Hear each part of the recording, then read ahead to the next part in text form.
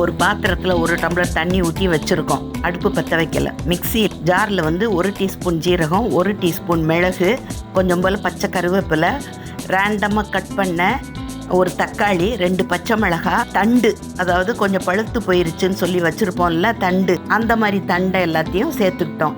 இதுலேயும் நமக்கு கொஞ்சம் வாடி போன புதினாவை தான் இப்போ ரசம் வைக்க போகிறேன். மிக்சியில் இருக்கிறத கரகரப்பாக பொடிச்சிட்டோம். அதை இந்த 1 டம்ளர் தண்ணி வச்சுருந்தோம்ல ஒரு பாத்திரத்தில், அதில் சேர்த்தாச்சு. மஞ்சப்பொடி, உப்பு, இதில் புளியும் சேர்த்துருக்கோம். புளி கரைச்சி ஊற்றிக்கலாம், இல்லைன்னா புளி பேஸ்ட்டு சேர்த்துக்கலாம். இப்போ தான் அடுப்பை பற்ற வச்சுருக்கோம். ஒரு கொதி வரும்போது இன்னும் 1.5 டம்ளர் தண்ணி இதோட சேர்த்துக்கலாம். அதாவது உப்பு காரம் புளிப்புக்கு தகுந்தாப்பில் தண்ணி சேர்த்துக்கிட்டோம். நல்லா பொங்கி வரணும், கொதிக்கக்கூடாது. அந்த நேரத்தில் கருவேப்பிலை, கொத்தமல்லி, புதினா எல்லாத்தையும் ஒன்றா சேர்த்துட்டு நம்ம இறக்கிற வேண்டியதுதான். உடனே தட்டு வச்சு மூடிடணும். ரசத்தை உடனே மூடணும், அப்போ தான் நல்லா வாசனையாக இருக்கும்.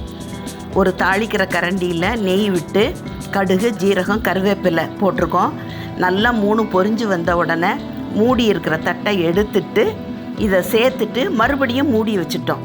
இப்போ சுவையான ஆரோக்கியமான புதினா ரசம் ரெடி.